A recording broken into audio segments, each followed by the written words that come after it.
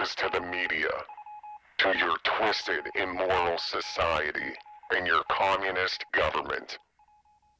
We hate you all, and we are ready for war.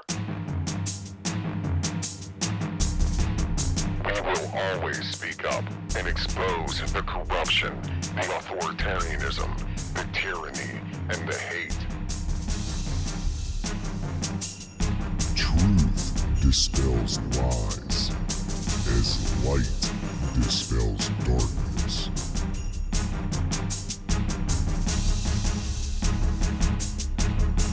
From an undisclosed location, deep in an occupied zone, you are listening to Covert Radio.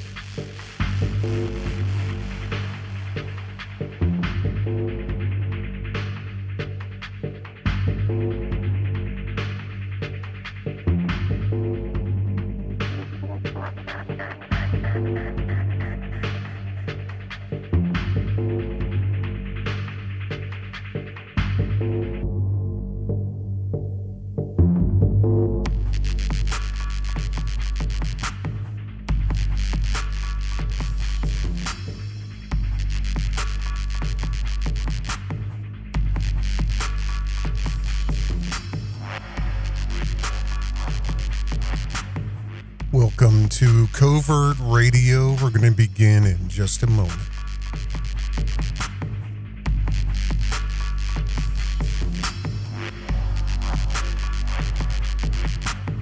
If you are a radio listener of Covert Radio, which this is radio format, it'd be good if you could take a look at the screen. We have a montage playing right now.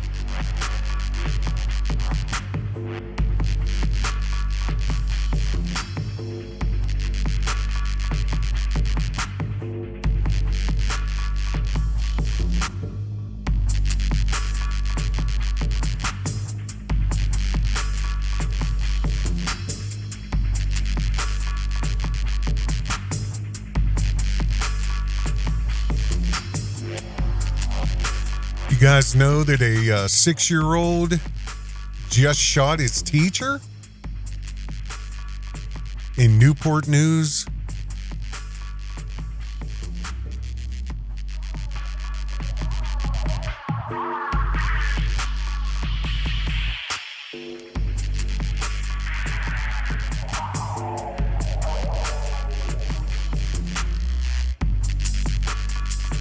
Geez, I wonder why there's such a gun-violent culture in the black community. I wonder why.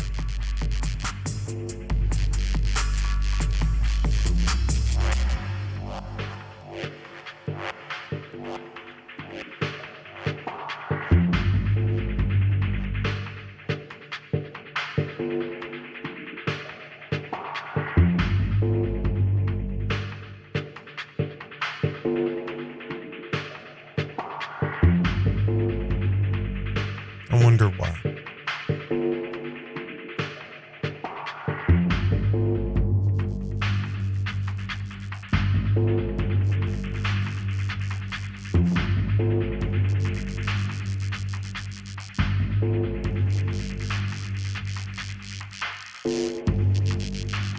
You know, obviously they're not going to release the ID of this young little boy, and 6 years old, man.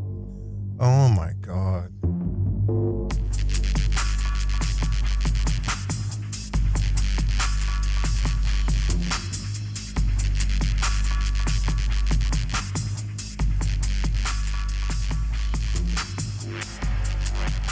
And just so you know, Newport News, I used to live right near there in Virginia Beach with a black family.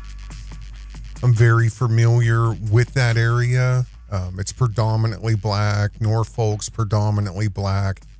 Norfolk State's a black school, or at least it was back when I lived down there. And I used to have to drive to Norfolk and Newport News on almost a daily basis, picking up the babysitter. I'm driving a $60,000-$70,000 Land Cruiser. And I always felt I always felt out of place down there. I wonder why. Now I really I did. I really always felt out of place down there. Again, I lived with a black family. No, I'm not name dropping or anything, but you all know his name. He was ex-heavyweight champ of the world. I'm not going to get into details, but I was really good friends with his little brother who lived with me not too long ago until he died of an inoperable brain tumor. Well, actually he could have gotten another operation, but he said he wasn't going to do it. And it blew my mind, and it blew the family's mind because, but see, that's just like, I don't know. I've always run my own little experiments and my own little case studies. And, that's one thing about death, or when you're sick. I guess death too, because this time of year always reminds me of my cousin who lost his wife. And they were married like almost 40 some years. And it's like, how do you get up that next day? How do you put a Christmas tree up? How do you put one foot right in front of the other when you shared your life and build a family for 40 some years? How do you do it? Like, I don't know. That's when I've discovered that I genuinely believe that we get a download, we get a gift, a reprogramming from God, from the ether, that allows us to continue to live, because you can't imagine it in your mind right now. It hasn't happened yet. It's almost like having a child for the first time. The person you were 5 minutes ago before you held your son or daughter for the very first time, you chemically, physiologically, spiritually change in an instant when you hold that child. 5 minutes prior, your life, you viewed it in a specific way. 5 minutes after holding your first child, you got the download. You got the download. And it's just like my buddy who me and my wife actually were like hand feeding him before he went into basically hospice. But he said, I'm done. I'm not, he went in, he already had 2 or 3 operations, and every time the tumor came back, and I'm not getting all into this. This isn't what it was about, but I don't know. I still have a feeling that cell phones had something to do with it, because at a young age, we were still growing, essentially. It was his older brother that was the millionaire and world renowned. And like I said, I could say his name right now. You'd all know who he is, but his brother's the one that had the money. But I mean, even like that Land Cruiser, and this is in the 90s, that Land Cruiser, one of them that I drove every day, had a gold plaque right above the stereo. It was, custom sound design by whatever company for, this guy's name. But there was the first time in my life that I had see, it seems normal now. Like when you get into a car and your cell phone rings and the radio turns down automatically, and then the phone comes through the speakers, and you can sit just in the driver's seat or wherever in the truck and talk, and that person can see, that seems normal to you now. But I assure you, back in the 90s, that was the hottest shit on the planet. Like, I couldn't even imagine. Like, I will never forget the first time it happened. I thought it was a song, and everything gets quiet. The stereo would automatically turn down, and I'm just like, wow. But that's what it is when you have money, you know what I mean? So I don't know. But yeah, I don't know. He's had privilege. My buddy, I'm saying, it's his little brother. He's had privilege, you know, from his, say, 10, 11 years old, 12, is when his older brother started making a lot of money, started becoming, you know, well known. And then in our teens and early 20s is when he was, you know, he was the biggest name at that point. And he was he was he was heavyweight champ. I'm not going to get all into it, but it's through him. I don't know if you guys remember the show I did about Will Smith, but I mentioned Jada Pinkett. It's through him that I met Jada, and I have a picture of her, me and her together on their back deck. Well, it was his mom's back deck in Virginia Beach. And this is, again, where I lived off and on for like 2 years. And everybody's busy with their lives and doing whatever. And we had our own part of the house. And it was basically my job, like to go get the babysitter every morning for the kids. So, but you know, with a life of privilege that he had, my buddy who died of a brain tumor, I always wondered, like, how much did that play into his brain tumor? Like always having a cellular device from like the age of 12. And again, I assure you, I know it seems normal to you now to have a cell phone, but see, back then there was like one company, maybe two, Cellular One and like Sprint, I think it was, were like the only two people you could get cellular service through. And, you know, we had a bag phone. Oh, you know what? I just noticed something. Let me fix something here. Oh, never mind. Okay, sorry. We had a bag phone. Well, one of the phones, not the phone in the truck, the SUV, the Land Cruiser, not that was all wired in and it had antennas and everything, but this is like the brick phones, the bag phones, you know. This is right at the tail end of that and where the phones started becoming a little bit more portable. They were still kind of bricky though. But yeah, he's always had a cell phone at a very young age, and he's been around that cellular signal. And there's a lot of studies that are done with 5G and different cellular frequencies, and I don't know. Because nobody else, I mean, I'm not even, this is just, I don't know. It's late. I'm tired. I mean, truthfully, that's what it is. And, you know, I think about him a lot, but especially now with this, you take a look at the screen, this Virginia school district where 6-year-old allegedly shot a teacher has had 3 school-related shootings in 17 months. This is a bad area. Now, it's a weird area because, like, Newport News and Virginia Beach and Norfolk, like, predominantly Black, Hispanic. I mean, it's probably, like, let's see here. I mean, at least when I was there, and I can't imagine it got much different. There was a lot of Filipinos. There was a lot of, like, Mexicans. There was a ton of Black. Like, Norfolk, it's almost like Atlanta. Like, it's just...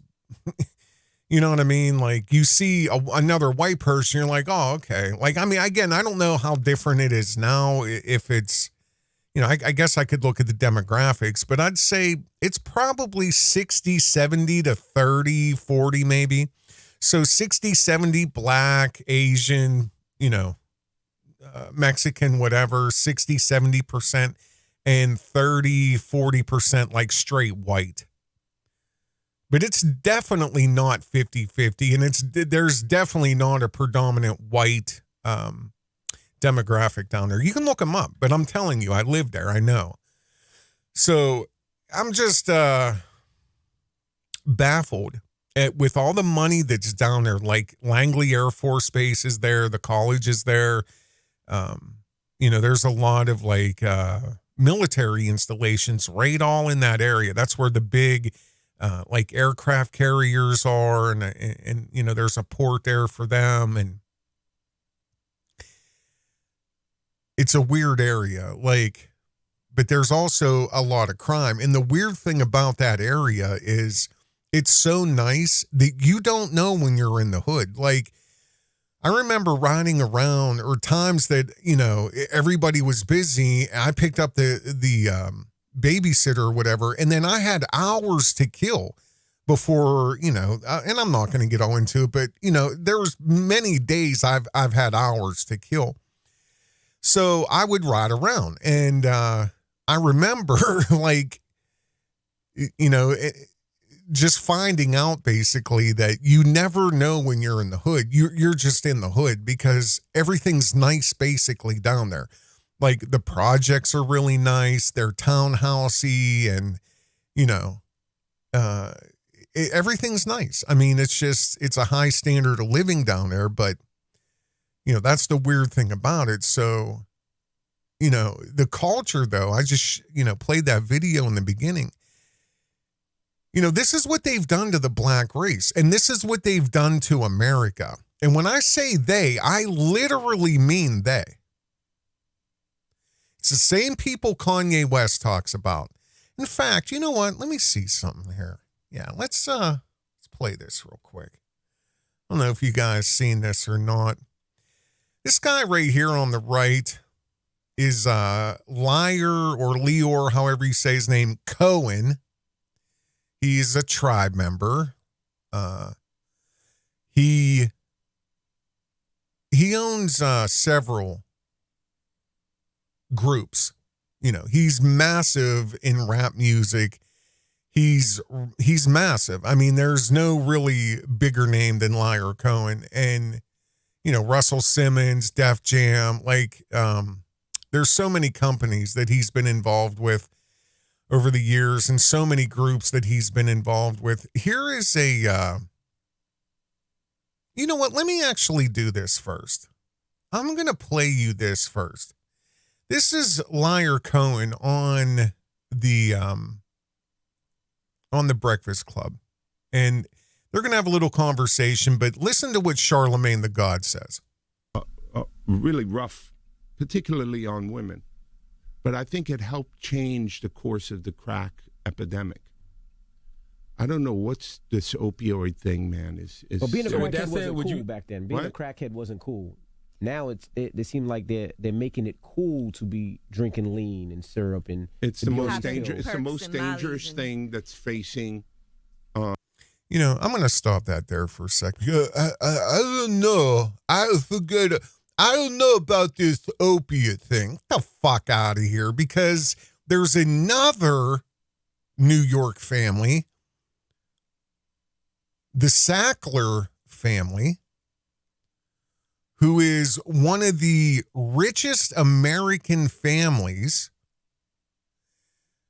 who are from Jewish immigrants. They're all Jewish. The brothers who created Purdue Pharmacy, the pharmacy who created OxyContin,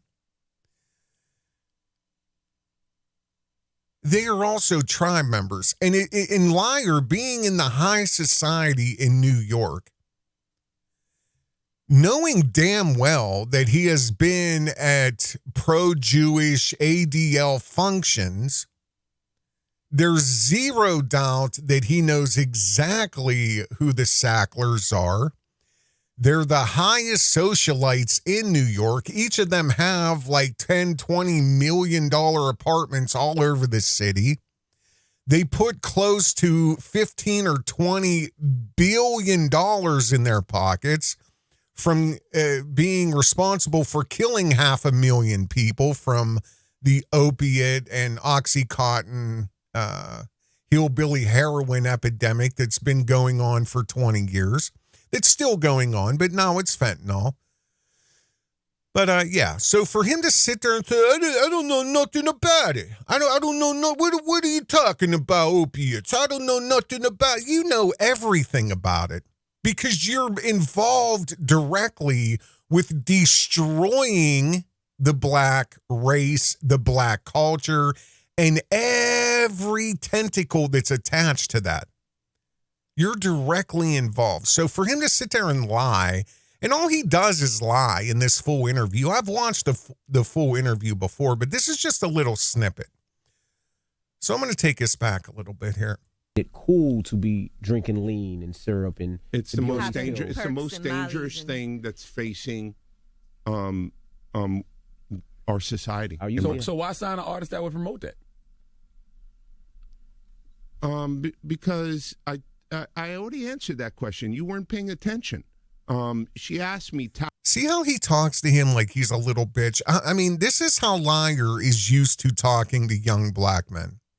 Because they all kiss his ass because he holds the keys to the record contract, to the studio door. He holds the keys to distribution. So he's used to punking young black men. And probably pretty much everybody around him. But, you know, he won't look at Charlemagne. He's just like, I already fucking told you that. Shh. You know, he gets loud. His body language, he kind of, he's trying to be assertive. I'll take it back a little bit. Because I already answered that question. You weren't paying attention. She asked me talent or issues. And I said talent. But I have to, I can't give up on people. But I'm saying that's hypocritical, though. You're saying it's opportunistic. Yeah. I got people to feed. I got a business to run. You're gonna make Dame Dash take this clip and call you a culture vulture. Who's Dame Dash? You brought him up. I don't even know him. So you bring his name up. I don't even know him. So. That's a blatant lie. I mean, he's been in business with Dame Dash, maybe not directly, but indirectly through labels for 20 years at least. So, I mean, he just talks to people like they're pieces of shit. And like, who the fuck are you to question me? That's how this whole interview basically went. Like, who are you to question me? I'm Liar Cohen. Brought him up. I don't even know him. So. You bring his name up. I don't even know him. So y'all made a lot of money together. Made a lot of money. Come on, Leo. Don't do that to him. I don't know him. I really don't. So, I don't know what to tell you. I won't. I don't want to fucking tell you. I don't know. Here, let's watch this here. This is Kanye, and he plays this same clip, sorta. Chakras. Remember I talked about Rick Rubin? I talked about the 808? The chakras is real. Now, I'm gonna say some anti-Semitic shit. I'ma fuck your bitch. I'ma kill this nigga. I'ma fuck your bitch. I'ma kill this nigga. I'ma fuck your bitch. I'ma kill this nigga. I'ma fuck your bitch. I'ma kill this nigga. That's the real anti-Semitic shit that the Jewish people get paid off of. I don't know what's this opioid thing, man. But being a crackhead wasn't cool back then. Being a crackhead wasn't cool. Now it seems like they're making it cool to be drinking lean and syrup and. It's the most dangerous. It's the most dangerous thing that's facing, our society. So why sign an artist that would promote that? Because I already answered that question. You weren't paying attention. She asked me talent or issues, and I said talent. But I have to. I can't give up on people. But I'm saying that's hypocritical, though. You're saying it's opportunistic. Yeah. I got people to feed. I got a business to run. You're gonna make Dame Dash take this clip and call you a culture vulture. Who's Dame Dash? I talk about the shock. So, yeah. But you know what Kanye's saying there, right? I mean, this is what he's been saying, basically. Whoops, I didn't mean to do that. This is what he's been saying, that, the black people, or maybe a lot of them, not all of them, because even if it is true, it still wouldn't be all black people. But even right now, what's considered, the Jewish state, which is Israel, which is all a lie. I'm not getting into that, but I've even covered this before. The black Jewish people who are in Ethiopia aren't allowed to live in Israel. They don't want them there. So, and I've covered this before, where there's a lot of incentive. They keep trying to push all of the black people out of Israel. They've tried to pay them to get out of Israel. They don't want the black Ethiopian Jews in Israel, which it may or may not be true that there's a lot of people that do believe that some of the black race actually are the Israelites. So, I mean, but that's what Kanye West is basically saying there. He's saying this is the real anti-Semitic things that I'm saying. Fuck your bitch, this, that, whatever, I'll kill you, all this and that. So, because that's anti-Semitic. That's against the actual Jewish people. The Semites, you know what I mean? But anyway, that's a whole other discussion. This is going back to why are there 6-year-old kids killing teachers now? In a school district predominantly black, where they've had 3 school-related shootings in just maybe a year and a half. Newport News Public Schools needs to adequately address gun violence within the district, parents say.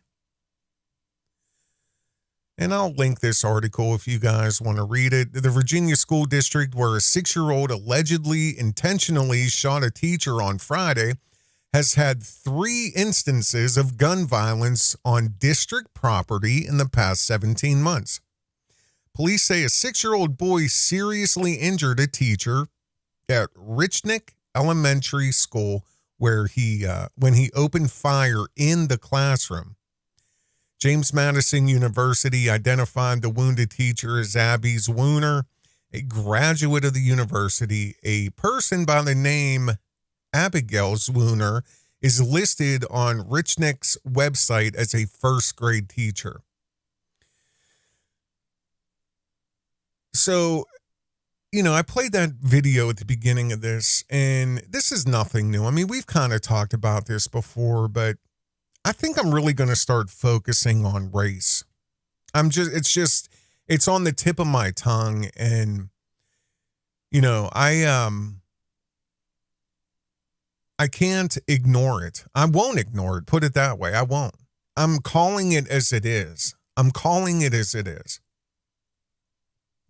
Because as much as, we're in the midst of a class warfare right now, they still want to make it about race. They still want to make it about culture. Just like the purposeful, insanity of what's called cultural appropriation, where white girls aren't supposed to wear braids in their hair. And these people get national media attention. They're all over CNN and MSNBC and Dr. Phil. Their mama, and that's dreadlocks. You can't do that because this and that. And you can't wear braids, blah, blah, blah, blah, blah. But yet, for some strange reason, the last couple years, Santa Claus is black all of a sudden. Mrs. Claus is black. The elves are black. I have pictures from this year.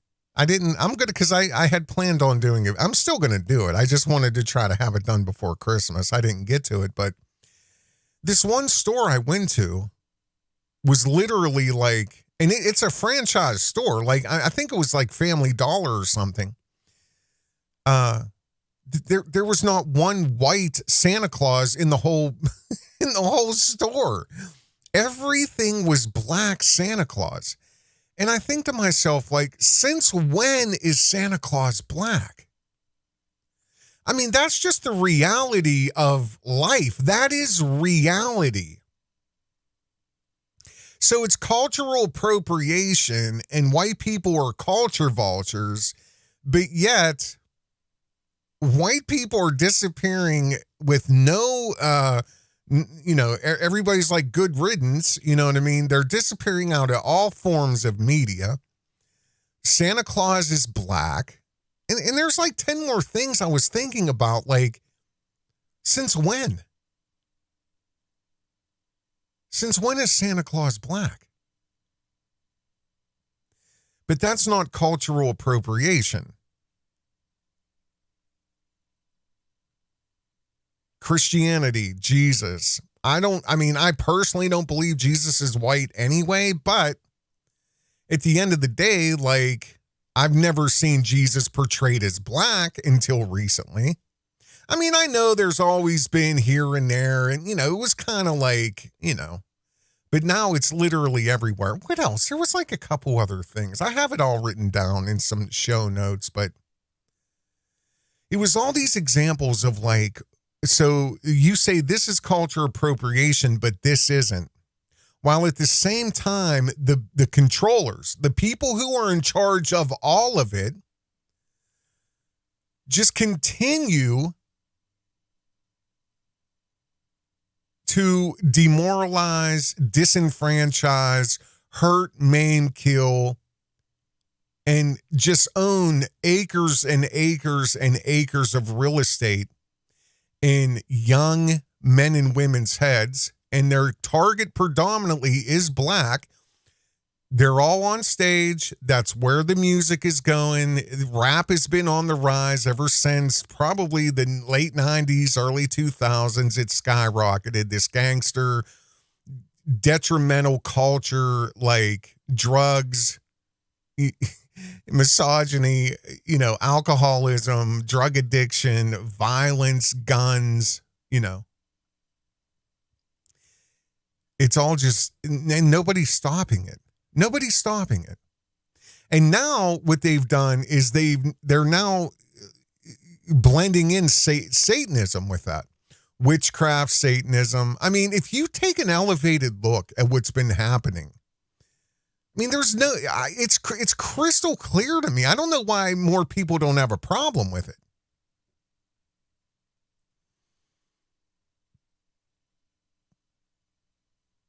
I mean, because all we have, all we know, all we are is what we see, taste, smell, touch, our senses. And the Pentagon, the government, the controllers, CIA, they've always been involved with shaping propaganda. They've always been involved with shaping the psyche. They've had their finger on the pulse, really, of the world, because Hollywood is not just big in America, it's worldwide. It's worshipped. Our culture is worshipped. And the controllers, the Pentagon, they are all right there, just dragging people into whatever mind state that they want them in. It's funny to look at, and I've covered this a little bit, at all the 9/11 stuff. It's all hindsight after 9/11, and then all of a sudden you have hours and hours of montages people have put together of like warning 9/11, warning 9/11, warning 9/11. Like, it's almost like they knew it was coming, right?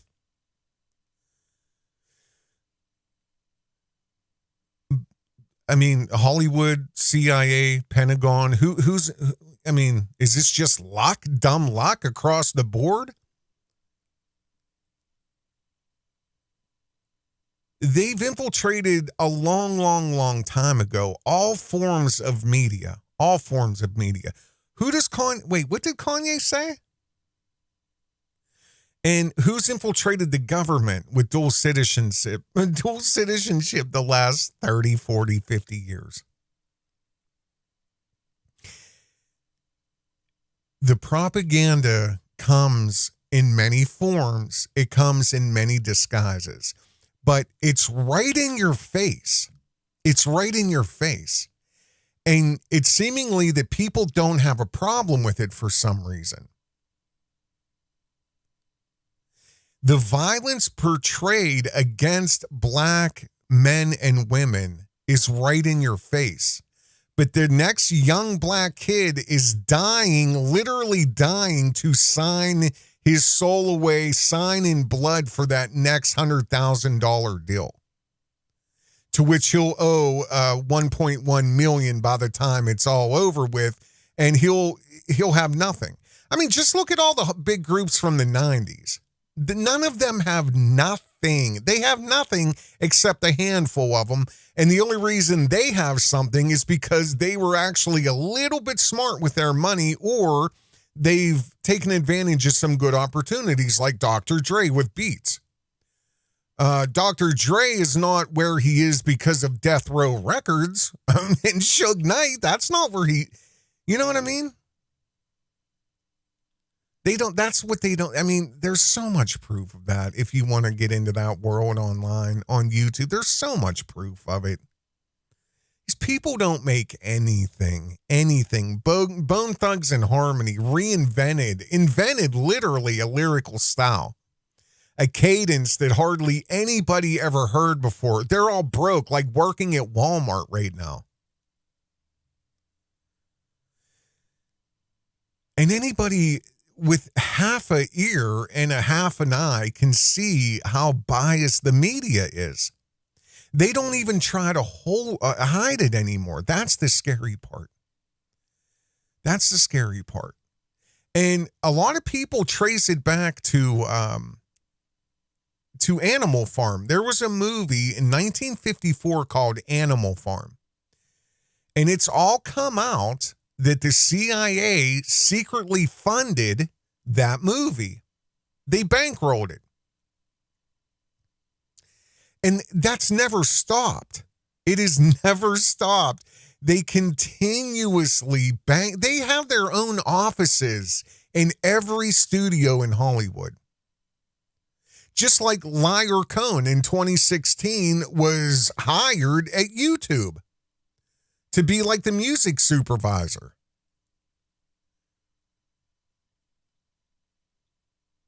The thing they did with Animal Farm, though, the original George Orwell story, is the CIA made sure that they could, and really it was for kids, I think, because Animal Farm was a animated like cartoon. It was an animated film. But they basically rewrote it, the ending, to a very different, and they changed a lot of things in it, to a very different outcome than what George Orwell wrote. And I mean, again, this isn't hidden. This all came out that the CIA funded Animal Farm because they wanted to tell a story to the younger generations about the Cold War with an ending that they wanted to see, and they wanted the young American boys and girls to see. It all dealt with the Russian Revolution from Tsar Nicholas II, Karl Marx. I mean, these are all words that get thrown around constantly. Communism, except in the movie that the CIA funded, they called it animalism. Whereas the Russian Revolution, the communism, was basically there's no owners. The people own the government. There's no rich people. There's no poor people. Everybody see, that's why these young kids love communism. They love the idea, but for some reason, their minds are broken with research. How don't you understand it never works? There is not one successful communist country on this planet. There never has been, and there's never gonna be, because there is always greed. There's always us and them. Always. Always. Every communist country, the people are miserable and they're starving to death.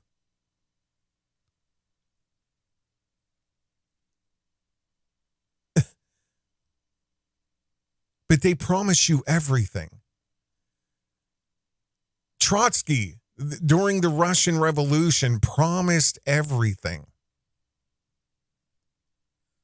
He wanted to improve the life for all Russians. He wanted to, it's just sad, man. But again, through the CIA, through Hollywood, the government, the controllers are controlling propaganda. They learned it from the Nazis. They learned it from Joseph Goebbels. They learned it, the success of it.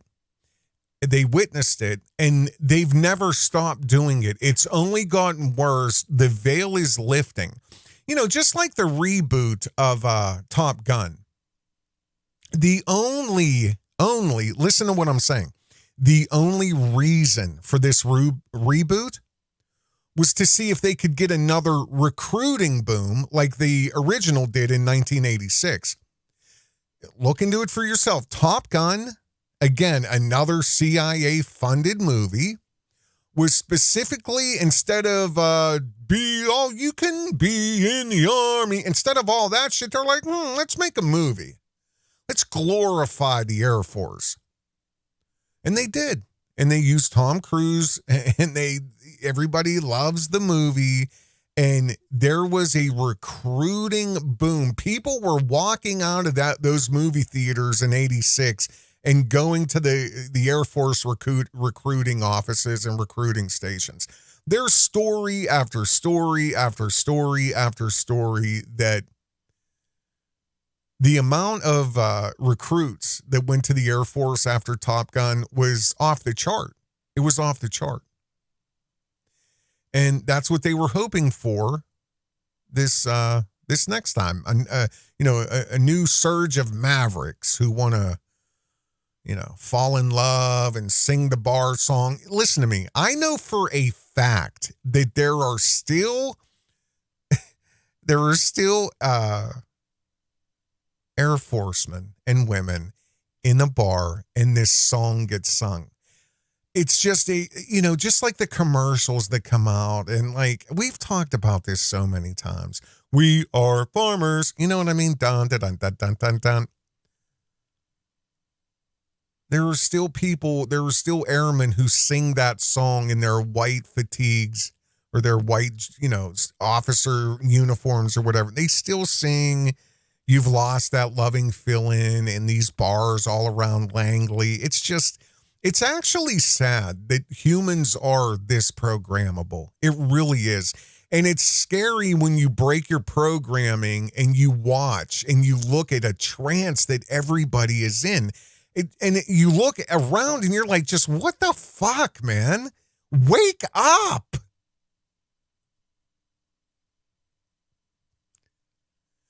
And it's only getting worse. I have a video coming up about how fucking scary artificial intelligence is right now.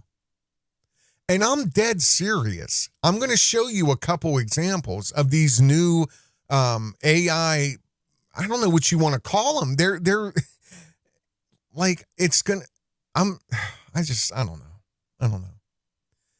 It sucks. It sucks. It sucks seeing it all. And I'm not saying a lot of you guys don't see it, but I don't feel like, I just feel like if more people felt like me, shit would change overnight.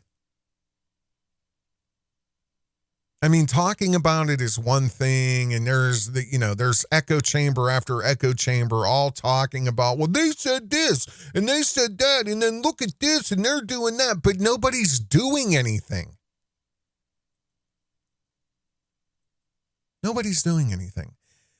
I didn't want to make this long. I just wanted to show you guys this travesty.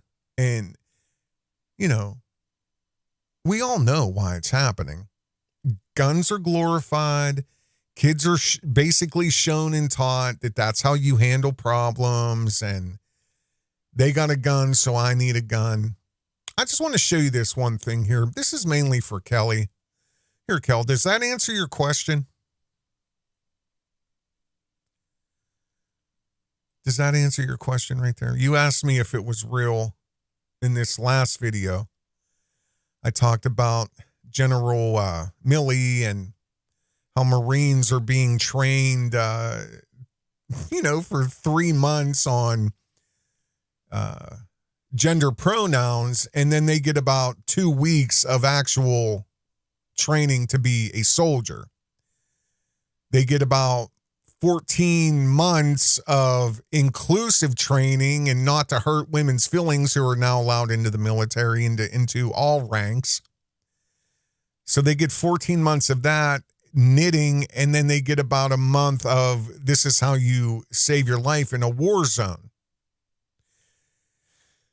While Chinese kids are running calisthenics and they're learning how to break your neck in 14 different ways, American soldiers are learning about, how to walk in high heels. And that's for real. This is a real picture. This was a ROTC program that it was made mandatory that ROTC men were forced to wear high heels to an event or something, or I don't know what it was. It was called Walk a Mile in Her Shoes. And all of these ROTC men strapped on red high heels or whatever heels they could get their hands on and walk in high heels around Arizona State University campus. This was not simply encouraged that you participate. It was mandatory. So if the government can make Marines or ROTC members put on red high heels and walk around mandatorily, then what else can they get them to do? Because everything I just mentioned under Milley's military, including critical race theory, is being taught to our soldiers. And in my opinion, that's why the gates are wide open, because a lot of the military anymore are South American men and women. Look into it. Again, I watch training all the time for the military. When they get them off the bus and they take them in, scream in their face for 2 days straight. Like, it's just shut the fuck up. It's not, I just can't do it. I don't care. I don't care what you think of me. I don't care. I have no respect for any military. I said it. I don't care. I don't care, because you're too stupid to understand that you're being put in fatigues and you're signing your life away so you can go fight for the next corporation, so that they can overthrow another third world country to get the oil or the resources or the lithium or whatever they want to go and divvy up with China and now Ukraine. That's what you're fighting for. And periodically, they got to create a boogeyman that hurts people in America for real so that they can keep this fucking facade going. And any country, any government that has to force you to a day of remembrance of, Veterans Day or this, listen to me, every Christmas, and I told you guys this story, every Christmas, my uncle at family gatherings at some point in time is blubbering in a room somewhere by himself, uncontrollably crying and shaking. Why? Because on Christmas Eve back in 1960 something, he killed a woman and her daughter, a Vietnamese woman and a little girl like 11 years old. Killed him.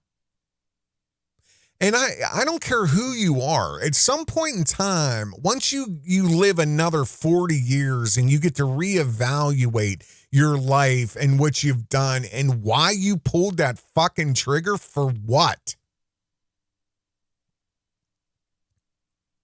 So maybe it is a little personal for me why I have no fucking respect at all for these animals who go and kill for a corporation, who kill for Genie Oil and Donald Rumsfeld and the Bush family and the Obamas and the Bidens. I have no respect for you at all. You want my fucking respect, you get a gun, you stand guard, and you protect us here. From the people that are overthrowing the government and the communists who have infiltrated this country in all facets. And the technocracy overthrow that we're going through right now, where the Constitution is being used as a piece of fucking paper to wipe their ass. That's all, because nobody is protecting the Constitution. That's why we need a military, to protect the Constitution from all enemies, foreign and domestic.